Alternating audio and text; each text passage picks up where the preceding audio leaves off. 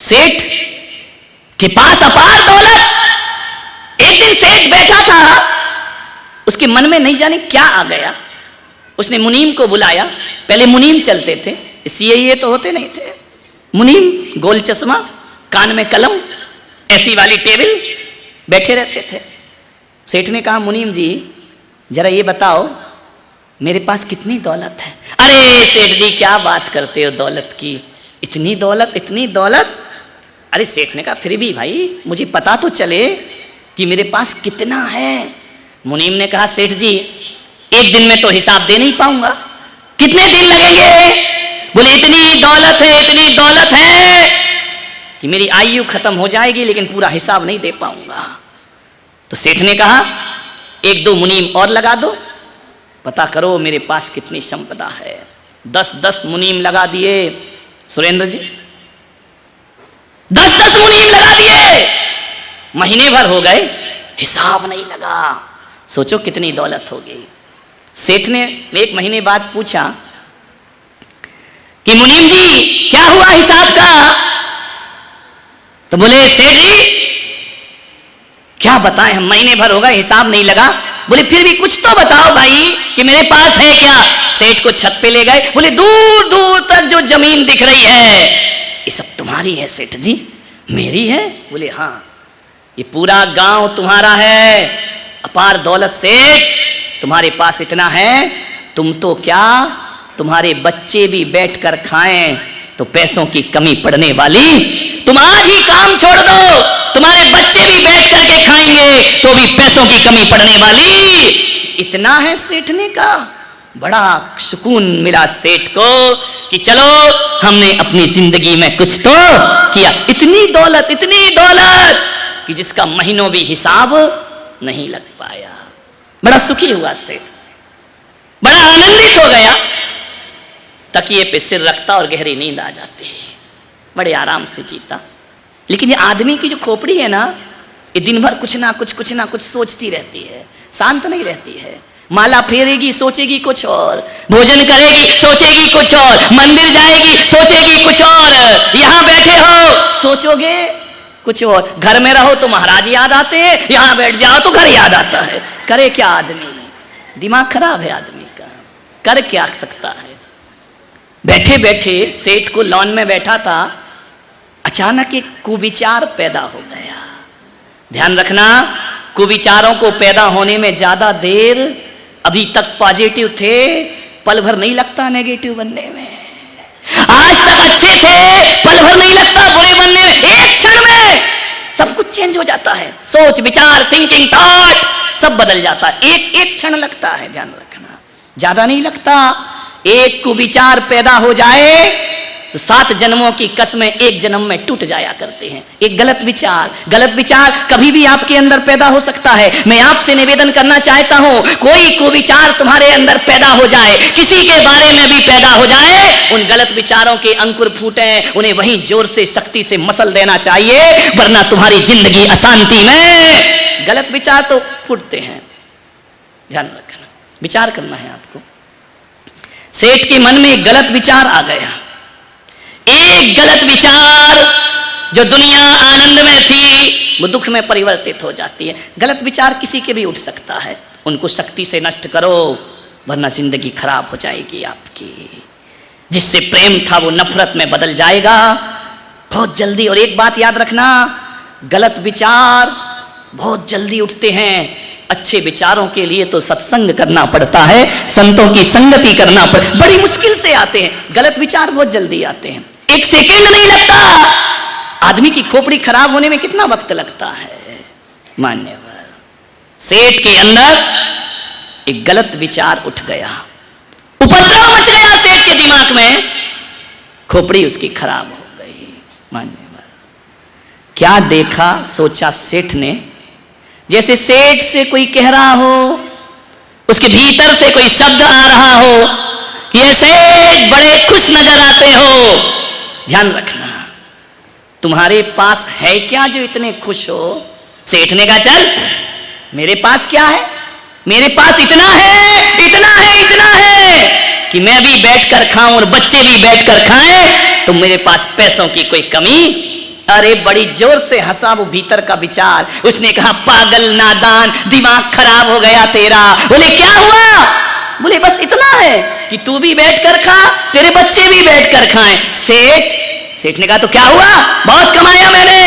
बोले सेठ तू बैठ कर खा ले, तेरे बच्चे बैठ कर खाएं। कभी तूने ये सोचा है तेरे बच्चों के बच्चों का क्या होगा? अरे सेठ ने कहा ये तो मैंने सोचा ही नहीं कि बच्चों का क्या होगा। सेठ का दिमाग खराब हो गया। एक गलत विचार ने सेठ की नींद हराम कर दी। सेठ ने कहा भाई तू कह तो सही रहा है, मैंने अपने लिए कमाया, बच्चों के लिए कमाया, लेकिन उनके बच्चों का तो मुनीमों को बुलाया। बोले बताओ बच्चों के बच्चों का? सेठ मुनीम ने कहा सेठ जी कैसी बातें करते हो, छोड़ो ना ये सब, तुम जियो, तुम्हारे बच्चे जिए, उनका भी ख्याल करोगे। अरे बोले तू चुप रहे, तेरा दिमाग खराब है। ध्यान रखना जब गलत विचार आता है तो अच्छी सलाह भी बुरी लगती है। रावण को मंदोदरी समझाती रही कि सीता वापस कर दो नहीं तो लंका का सर्वनाश हो जाएगा। सबने समझाया, विभीषण ने समझाया, लेकिन विनाश काले विपरीत बुद्धि। जब हमारे विनाश के दिन आते हैं खोलटी खोपड़ी उल्टी चलती है, सीधा समझाओ तो अर्थ उल्टा लगता है। ध्यान रखना विनाश काले विपरीत बुद्धि। यही हुआ, सेठ को समझ ही नहीं आया। उसी का बताओ मेरे बच्चों के बच्चों का क्या होगा। अब सेठ टेंशन में आ गया। ध्यान रखना अभाव में जीने लगा, सद्भाव में नहीं जी रहा था। 2 मिनट पहले सद्भाव में था। ध्यान रखना लोग स्वर्ग नरक मंदिरों में खोजते हैं, नादान है वो लोग। मैं पुलक सागर कहता हूं स्वर्ग नरक मंदिर में नहीं, स्वर्ग नरक हमारी सोच में समाये हुए होते हैं, हमारे विचारों में होते हैं। यही स्वर्ग है। पल भर पहले जिंदगी स्वर्ग थी, पल भर बाद जीवन नरक हो गया। एक सोच, मैंने कहा था ना सोच बदल लो जिंदगी बदल जाएगी। सोच ही तो बदलना है। सेठ बीमार हो गया क्योंकि अब उम्र हो गई, अब बच्चों के लिए कमाऊंगा क्या, मौत सामने आने वाली है। सेठ बीमार हो गया, रात की नींद हराम। पहले क्या होता था, तकिए पे सिर रखता था, गहरी नींद आती थी। आज क्या हो गया, सारी रात करवट बदलता है। एक चिंता उसके दिमाग में सवार हो गई। मान्यवर एक बात याद रखना, चिंता और चिता, एक बिंदी हट गई तो चिंता, और बिंदी हट गई तो चिता, बिंदी रख दी तो चिंता। एक बार याद रखना, चिता तो मुर्दे को जलाती है लेकिन चिंता जीते जी आदमी को चिंता वो दीमक है जो धीरे धीरे हमारी जिंदगी को खा जाया करती है। चिंता मत करो मेरे यार, ध्यान रखना। चिंता क्यों करते हो, कल क्या होगा? अरे आज देख मेरे भाई, आज का आनंद ले, आज का सुख भोग। एक शेख सादी बहुत बड़ा सूफी फकीर हुआ, खुदा को धन्यवाद देते हुए रास्ते से गुजर रहा था। एक आदमी मिल गया, उसने कहा संत जी बड़े आनंदित हो? शेख सादी ने कहा क्यों आनंदित नहीं होऊंगा, बड़ी रहमत है खुदा की, ईश्वर का बड़ा रहम है मुझ पे, अल्लाह का बड़ा रहम है मुझ पे। बोले क्या रहम है तुझ पे? देख तुझे उस अल्लाह ने जिसका तू रहम कहता है उसने एक पैर दिया है और हमें 2 पैर दिए। तू लंगड़ा है, तेरा एक पैर नहीं है, बैसाखी पर चलता है। शेख सादी ने बैसाखियां फेंक कर झूमने लगा, नाचने लगा। वाह परवरदिगार तेरा बड़ा रहम है, वाह खुदा तेरा बड़ा रहम है। उस आदमी ने कहा पागल हो गया लंगड़े, तेरा एक पैर नहीं है। उसने कहा इसीलिए तो मैं आनंद में नाच रहा हूं, इसीलिए तो मैं खुश हो रहा हूं कि तू कितनी दया करता है मेरे परमात्मा। दुनिया में ऐसे भी लोग हैं जिनके दोनों पैर नहीं है, कम से कम तूने मुझे एक पैर तो प्रदान किया। दुनिया में ऐसे भी लोग हैं जिनके पास दोनों पैर नहीं होते, वो खड़े नहीं हो सकते, मैं खड़ा तो हूं ना। बड़ा रहम है परमात्मा का। एक गुलाब का पौधा देखकर एक सोच ये हो सकती है कि बाहरे भगवान को आप गालियां दे सकते हैं, भगवान को आप शब्द बोल सकते हैं, बाहरे भगवान तू कैसा रहम कर बेरहमी है। 1000 कांटे एक फूल, गुलाब के पौधे को देखा, 1000 कांटे फूल एक ही दिया तूने। एक सोच ये है, और एक सोच ये होती है वाह रे भगवान तू कितना ध्यान रखता है, 1000 कांटों में भी एक फूल खिला दिया करता है, जिंदगी को आनंद से भर दिया करता है। कांटे वही हैं, फूल वही, दृष्टि किस पर है? कांटों पर दृष्टि है, तो भगवान बुरा लगेगा, फूलों पर दृष्टि है तो रहम मिलेगा। ध्यान रखिए विचार, ये प्रकृति है, संसार की व्यवस्था है। इस संसार की व्यवस्था में फेरबदल करने का प्रयास मत करो। जैसा संसार है वैसा जीने का प्रयास करो, जिंदगी आनंद से भर जाएगी। एक आदमी चला जा रहा था गर्मी में, गर्मी के दिन थे, और थकान को दूर करने के लिए आम के पेड़ के नीचे लेट गया।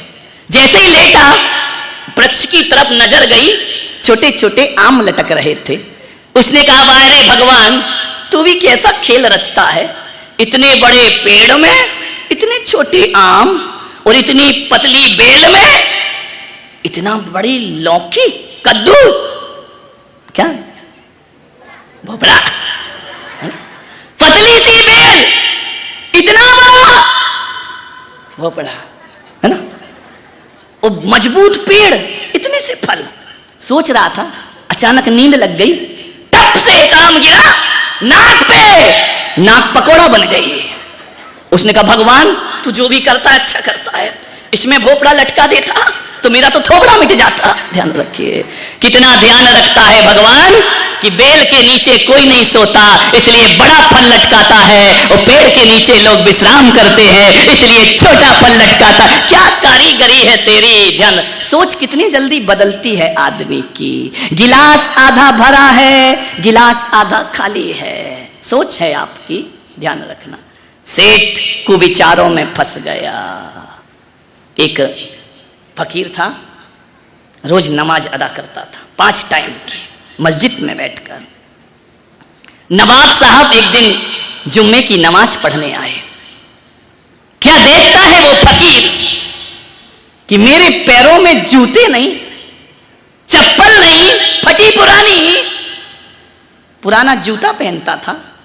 उसने खुदा से कहा कि वाह रे खुदा, ये नवाब जुम्मे के जुम्मे आता है और इसकी जूतियों में हीरे मोती जड़े हैं, मैं रोज आता हूं, मेरे पास फटे जूते हैं, क्या करता है तू खुदा, कम से कम अपना तो ध्यान रखा कर।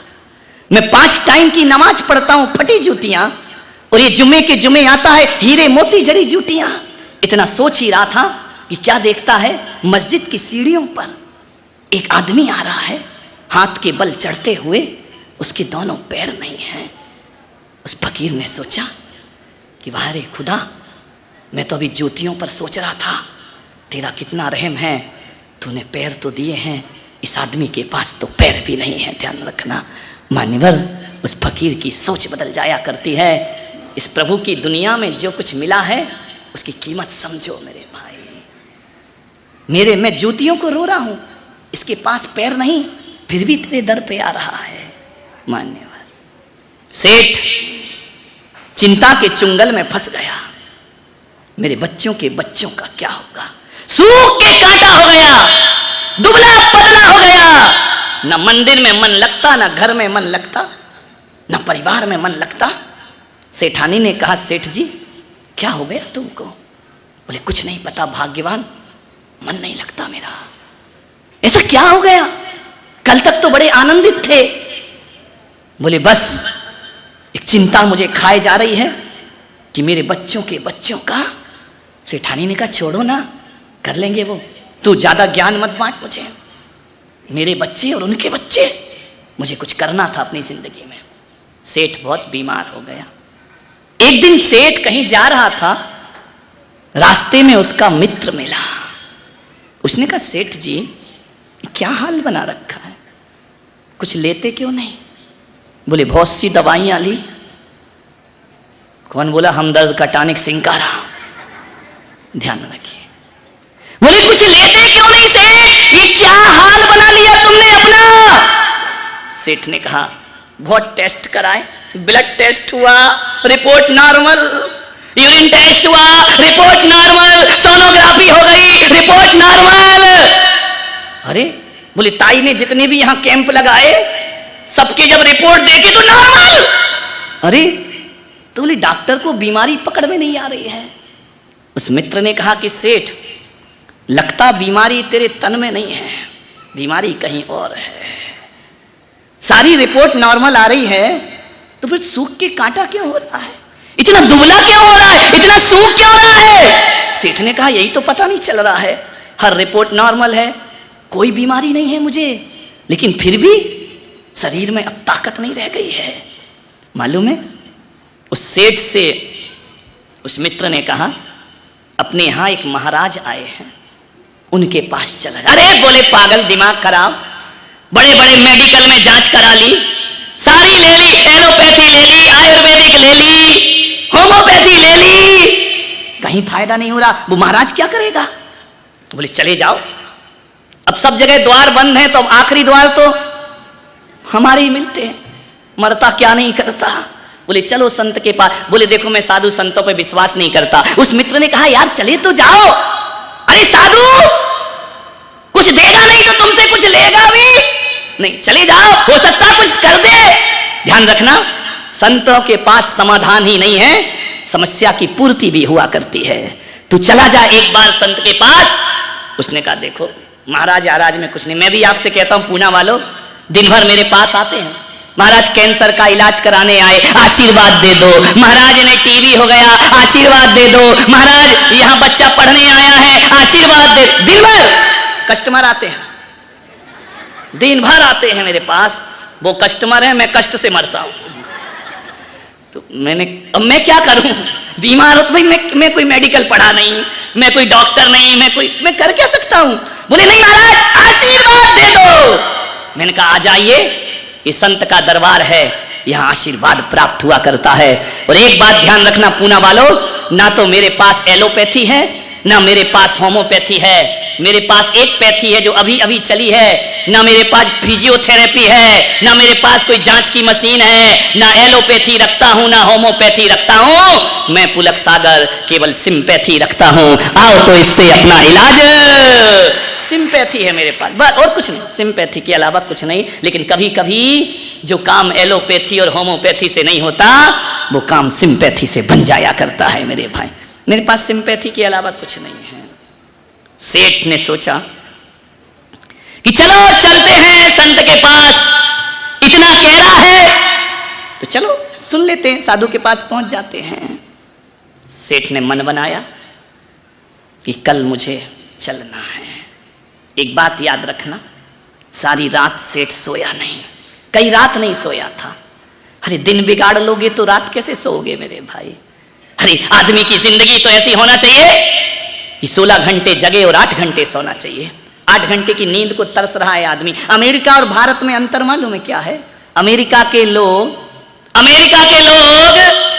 गोली खा के सोते हैं, ध्यान रख, पैसा तो बहुत है लेकिन नींद नहीं है उनके। अमेरिका के लोग गोली खा के सोते हैं और भारत के लोग गाली खा के उठते हैं। 1000 गालियां दो तब उठेगा, ध्यान रखना। एक सेठ ने कह दिया अपने नौकर से कि भाई सुबह सुबह मुझे मॉर्निंग वॉक में जाना है, तू 5 बजे उठा देना। नौकर ने कहा ठीक है सेठ जी, उठा दूंगा। 5 बजे, सेठ जी उठो, 5 बज गए, मॉर्निंग वॉक में जाना है। सेठ ने कहा रुक जा। यूं करवट लिया, सेठ इस तरफ हो गया। 8 बजे नींद खुली। नौकर का क्यों रे, तूने उठाया नहीं, मुझे घूमने जाना था। बोले सेठ जी आप तो घूम के भी आ गए। बोले घूम के आ गया? बोले आ गए। बोले क्यों? बोले 5 बजे मैंने उठाया था, आप ऐसे से ऐसे घूम गए। तो मैंने समझा बड़े आदमी हैं, इससे ज्यादा क्या घूमेंगे। ध्यान रखिए आदमी की, इससे ज्यादा तुम घूमेंगे भी क्या, हो गया मॉर्निंग वॉक, आपने एक करवट तो ले लिया। विचार करिए, भारत के लोग गाली खा के उठते हैं, बड़ी सुकून की नींद है। हम संत लोग दिन में तो सोते नहीं, रात में भी 11 बजे 11-12 बज जाते हैं, लेकिन जब जैसे ही चटाई पर सोते हैं, हाथ सिराना रखते हैं, लेटते ही गहरी नींद आ जाती है। एक बात याद रखना, दुनिया का सबसे सुखी आदमी वही है जिसे रात में बिना प्रयास की नींद आ जाती हो और सूर्य उठने से पहले उठ जाता हो। उससे ज्यादा सुखी इंसान संसार में कोई दूसरा नहीं हुआ करता है। मखमली गद्दों पर नींद नहीं आती मेरे भाई, और जिन्हें चैन पाना है वो चट्टानों पर भी गहरी नींद सो जाया करते हैं। ध्यान रखिए, नींद को तरसे नैन, सेठ की नींद हराम। 8 घंटे सोइए, 16 घंटे काम करिए। जो 16 घंटे त्रुटिपूर्ण कार्य नहीं करेगा वही 8 घंटे आराम से सोएगा। ध्यान रखिए, आराम से सो जाएंगे। आराम बड़ी चीज है, मुंह ढांक के सोइए। आराम बड़ी चीज है, मुंह ढांक के सोइए। किस किस को देखिए और किस किस को रोइए। आराम बड़ी चीज है, मुंह ढांक के सो गया। ध्यान रखना, सेठ की नींद हराम। पहुंचा संत के पास, दूर था घर, 1 घंटे तो लगेगा, पूना से जाएगा तो ट्रैफिक में फंस जाएगा। ध्यान रख, लेकिन अपने प्रवचन का सेठ है, 15 मिनट में खत्म भी करना है कहानी। सेठ को पहुंचा देते हैं। पहुंच गया संत के पास, संत को प्रणाम किया। संत ने कहा सेठ, रोने लगा, झरझर आंसू। संत ने कहा सेठ तुम क्यों रोते हो, क्या गड़बड़ है, पत्नी अच्छी नहीं है? अरे बोले लाखों में एक है, तो अब काय को रो रहा है? बच्चे बोले बहुत अच्छे हैं। तो सेठ तुम्हारी ये हालत क्या है, क्यों दुखी हो तुम? रुपया है, पैसा है। बोले महाराज कुछ दिनों से एक चिंता सता रही है। तो बोले इलाज क्यों नहीं कराया? बोले सब करा लिया, एक चिंता लगी है। संत ने पूछा क्या चिंता लगी सेठ जी?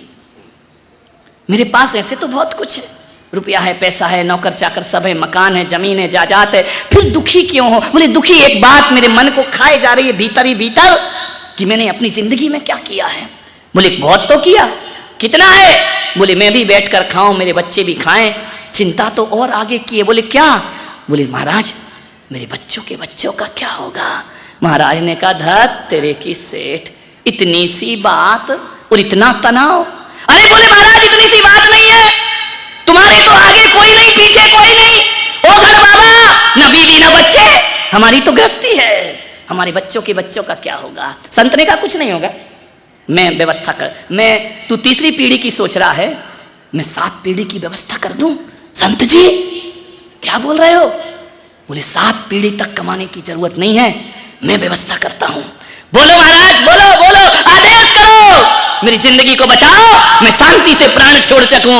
संत ने कहा थोड़ा काम, अरे आदेश करो, किसी तीर्थ पे कमरा बनाना है मैं बनवा दूंगा, कोई धर्मशाला बनवाना है मैं बनवा दूंगा, मंदिर बनवाना है। अरे संत ने कहा ये बकवास बंद कर, ये मंदिर धर्मशाला तू इतनी बड़ी समस्या लेकर आया है, समस्या इतनी बड़ी है भी नहीं, एक रास्ता बताऊंगा, तेरी 7 पीढ़ी की व्यवस्था हो जाएगी। हो जाएगी? थोड़ी चेहरे पर चमक आई, ऐसा लगा जैसे कोई टॉनिक पी ली हो। संत ने अभी कुछ दिया नहीं, आश्वासन दिया। संत ने कहा एक काम कर, कल सुबह एक काम करेगा? बोले करूंगा, जो आप कहोगे संत जी वो मैं करूंगा। संत ने कहा एक काम कर, कल सुबह तेरे गांव के बाहर एक झोपड़ी में एक बुढ़िया रहती है, कल सुबह उठ के प्रातः काल 1 थाली भोजन उस बुढ़िया को दे देना। बोले 1 थाली भोजन?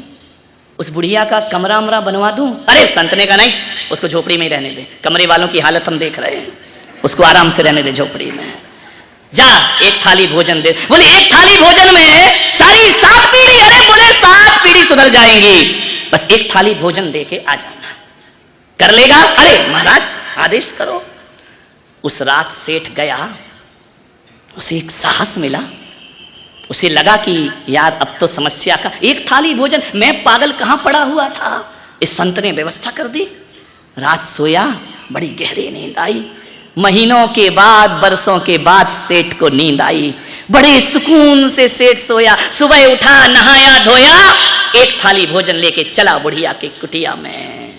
जैसे ही पहुंचा, अब पहुंचा देते हैं, घर जाना है अपने को, जैसे ही पहुंचा सेठ क्या देखता है, बुढ़िया के आंगन में एक 5 साल की बच्ची झाड़ू लगा रही थी। सेठ पहुंचा, सेठ ने कहा बेटा अम्मा कहाँ है? बोले कौन हो आप? अरे मुझे नहीं जानती, मैं नगर सेठ, मेरे से बड़ा धनवान इस गांव में कोई नहीं है। अरे सेठ जी, बच्ची ने कहा आइए बैठिए, बड़ी संस्कारित बच्ची थी, बैठो सेठ। मेरे पास देख बेटा बैठने का समय नहीं है, मैं बहुत बिजी हूँ, दुकान जाना है मुझे, तू अम्मा को बुला। बोले सेठ जी थोड़ा तो इंतजार करो। बोले नहीं देख बेटा जल्दी कर, तू 5 साल की बच्ची, तुझसे क्या मुंह लगना, जा अम्मा को बुला के ला। बोले अम्मा अभी नहीं आ सकती है। बोले क्यों? बोले मेरी अम्मा भगवान का भजन कर रही है, अरे जाके बोल नगर सेठ आए हैं। नहीं, नगर सेठ कुछ नहीं होता। मेरी अम्मा ने कहा है कि रामनाथ कोविंद भी आ जाएं, नरेंद्र मोदी भी आ जाएं, सुमित्रा महाजन भी आ जाए, तो मुझे भजन से कभी उठाना मत, वो इंतजार करें, मैं प्रभु का भजन कर रही हूँ, मैं भजन में से उन्हें उठा नहीं सकती हूँ। सेठ जी थोड़ा वेट करना पड़ेगा। सेठ को पहली बार लगा कि मेरे दरवाजे पे हजारों इंतजार करते हैं, अरे बाबा ने मुझे कहाँ फंसा दिया। ये लड़की कह रही इंतजार करो, ये मुझसे नहीं होगा। फिर सेठ को आया, नहीं बीमारी मिटाना है, करो, मरता क्या नहीं करता, वक्त पड़े बाका तो गधे को कहे काका। आदमी बड़ा होशियार है। बोले ठीक है, ठीक, कोई बात नहीं बेटा, मैं बैठा हूं। 8 बज गए, 9 बज गए, 10 बज गए। उसने कहा बेटा अब जाके बुलाओ अम्मा को, कितनी देर भजन करती है तेरी अम्मा। बोले सेठ जी मेरी अम्मा घड़ी देख के भजन नहीं करती है, जब तक मन लगेगा बैठी रहेगी। और कभी कभी तो सेठ जी पूरे पूरे दिन सामायिक से नहीं उठती। पूरे दिन मार डाला तूने, पूरे दिन वेट करूंगा मैं यहाँ, मेरी दुकान का क्या होगा। उस बच्ची ने कहा फिर चले जाओ सेठ जी, कोई दिक्कत नहीं है, मेरी अम्मा को मैं नहीं उठा सकती हूँ। सेठ ने कहा तो अब मैं चलता हूँ, 12 बज गए। एक काम कर बच्ची, ये भोजन की थाली लाया हूँ, ये भोजन ले ले, अम्मा को दे देना कि नगर सेठ ने सोने की थाली में भोजन भेजा है। बच्ची ने ऊपर से नीचे तक सेठ को देखा और कहा सेठ जी भोजन वापस ले जाओ। सेठ की आत्मा को ठेस पहुंची। उसने कहा नादान बच्ची, तुझे अकल नहीं है, इस सोने की थाली लौटा रही है, 56 भोग बना के लाया हूं, कभी खाया है तुमने? जाओ अम्मा को दे देना कि सेठ तुम्हें दे के गया है। बोले नहीं सेठ जी हमें ये भोजन नहीं चाहिए, वापस ले जाओ अपना भोजन। मेरे घर लोग खाने को तरसते हैं कि सेठ के घर पानी मिल जाए, और ये कहती हमें भोजन नहीं चाहिए। क्यों नहीं चाहिए बेटा? सेठ जी हमारे यहाँ भोजन आ चुका है। कौन दे गया? एक ब्राह्मण दे गया। क्या दे गया? केले के पत्ते में दही और भात दे गया है। अरे पागल, उसको हटा, ये तो रोज खाती है, ये खा सेठ के घर का भोजन, 56 प्रकार का भोग। उसने कहा नहीं, मेरी अम्मा ने मना किया है। मालूम है सेठ जी, मेरी अम्मा कहती है हमारे घर में यदि एक बार भोजन आ जाए तो दोबारा हम किसी का भोजन नहीं लिया करते हैं, चाहे वो कितना भी स्वादिष्ट हो जाए, आप अपना भोजन वापस ले जाओ। सेठ ने कहा बेटा रख ले, कल काम आएगा। बोले नहीं सेठ जी हमको नहीं चाहिए। बोले कल किसी ने नहीं दिया तो बोले मेरी अम्मा ने कहा है कि हम कल की चिंता नहीं किया करते हैं, जो आज देता है वो कल भी देता है, हमें कल की कोई परवाह नहीं है। बेटा कहीं से भोजन नहीं आया तो क्या करेगी? मेरी अम्मा ने सिखाया है बेटा भोजन की कभी चिंता मत करना, जो चोंच देता है वो दाना भी देता है, और जो प्यास देता है वो पानी भी। हम परवाह नहीं करते हैं, ले जाओ सेठ, हम कल की चिंता नहीं करते हैं, हमें आज मिल गया, हम आज सुखी हैं, जो आज देगा वो कल भी देगा। सेठ के पैरों तले जमीन खिसक गई, हाथ से थाली छूट गई, दिमाग में बिजली कौंध गई। सेठ ने कहा ये 5 साल की बच्ची और मैं 60-70 साल का बूढ़ा, ये बच्ची कहती हम कल की चिंता नहीं करते, और मैं बूढ़ा कह रहा हूं कि बच्चों के बच्चों का क्या, कौन ज्ञानी? ये बच्ची ज्ञानी या मैं ज्ञानी? सेठ को लगा इस बच्ची ने मुझे जिंदगी का पाठ पढ़ा दिया कि जो आज देगा वो कल भी देगा, हमें कल की चिंता। सेठ ने सोचा मैं भी कैसा पागल था जो सोच रहा था कि बच्चों का क्या, अरे क्या होगा बच्चों के। अब सेठ को ज्ञान मिल गया। ध्यान रखना, ज्ञान जरूरी नहीं है कि संतों से मिले, ज्ञान 5 साल की बच्ची से भी प्राप्त किया जा सकता है। उस सेठ के दिमाग में आया मैं कहां सोच रहा था कि बच्चों के। उसने बच्ची से पूछा बेटा इतना ज्ञान कहां से मिला? मेरी अम्मा ने दिया है सेठ जी। तुम्हें क्या गम है सेठ जी? अरे पगली, मैं सोच रहा था कि बच्चों का क्या होगा। तो बच्ची ने मालूम है क्या कहा? सेठ जी जरा ये भी सोच लेते कि बच्चों के बच्चे कोई लूले लंगड़े पैदा होंगे जिनके लिए तुम जोड़ के रख जाओगे, और तुम्हारे पुरखे कौन सा छोड़ गए थे जिसके लिए तुम उन्हें छोड़ के जाओगे।